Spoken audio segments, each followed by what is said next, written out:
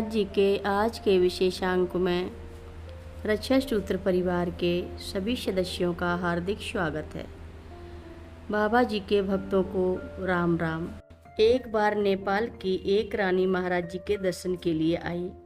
उनके पति भी महाराज जी के अनन्य भक्त थे। उन्होंने बहुत सारी चीज़ें महाराज जी को भेंट में दी, जिसे महाराज जी ने गरीबों में बांट दी। लेकिन जब रानी आई तो महाराज जी ने एक भक्त से कान में कहा, इस औरत के पास बहुत धन है, क्या इसे कुछ ले लें? ले लीजिए, भक्त ने कहा। फिर दोनों हंस पड़े। वास्तव में यह आपस में हंसी मजाक था।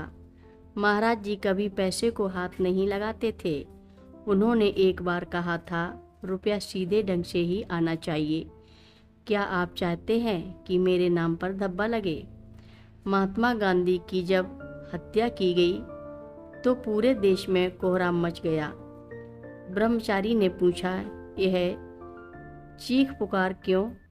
उन्हें बताया गया कि महात्मा गांधी को गोली मार दी गई है।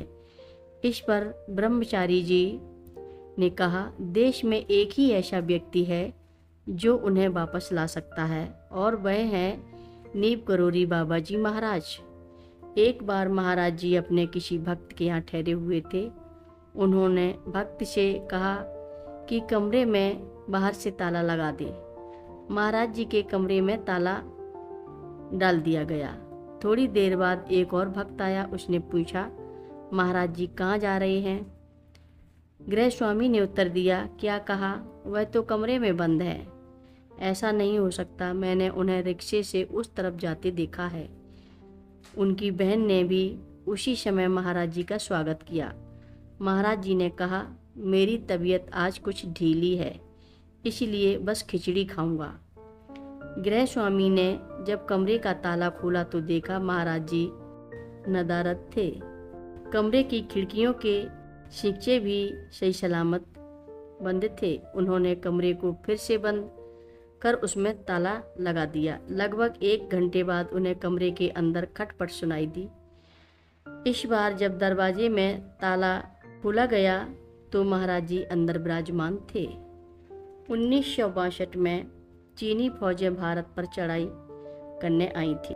सेना के कमांडरों ने नेहरू को सलाह दी कि अब दिल्ली को खाली कर देना चाहिए। चीनी फौजें राजधानी पर धावा बोल सकती हैं। लेकिन नेहरू जी इस सलाह को मानने को तैयार नहीं थे। वे इस तरह का आदेश भी नहीं निकालना चाहते थे। कमांडरों की सलाह थी कि हमें 24 घंटे के अंदर दिल्ली छोड़ देनी चाहिए, अन्यथा काफ़ी क्षति हो सकती है। नेहरू जी बहुत परेशान थे, असमंजस में थे। उन्होंने महाराज जी के एक भक्त मुख्यमंत्री से कहा कि वह महाराज जी की राय लें। मुख्यमंत्री ने नेहरू जी से कहा कि महाराज जी त्रिकालदर्शी हैं, यदि वे दर्शन देना चाहेंगे तो स्वयं आ जाएंगे। इस भक्त मुख्यमंत्री को मालूम नहीं था कि महाराज जी हैं कहाँ। उसी शाम को महाराज जी का फोन मुख्यमंत्री के पास आया। महाराज जी बोले, नेहरू से कह दे कि चिंता की कोई बात नहीं, सब कुछ ठीक हो जाएगा। चीनी सैनिक पीछे हटने लगे हैं। दूसरे दिन सेना के कमांडरों ने नेहरू जी को सूचित किया कि शत्रु पीछे लौट गए हैं, लड़ाई बंद हो गई है।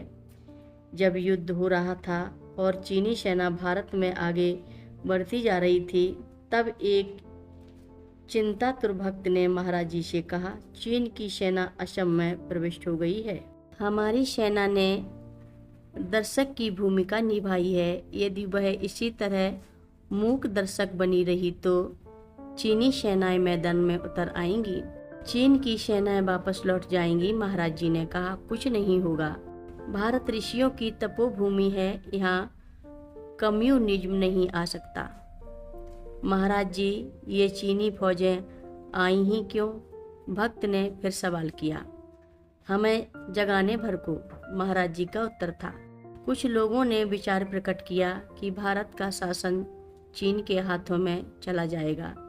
इस पर महाराज जी ने कहा, नहीं नहीं, यहाँ कम्युनिज्म नहीं आ सकता। यहाँ के लोग धर्मनिष्ठ हैं।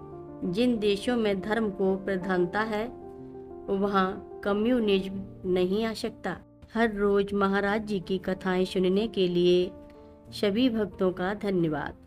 सभी भक्त रक्षा सूत्र चैनल को सब्सक्राइब करें, शेयर करें, लाइक करें, घंटी बजाना ना भूलें। कमेंट बॉक्स में लिख भेजें जय नीप करोरी बाबा जी महाराज।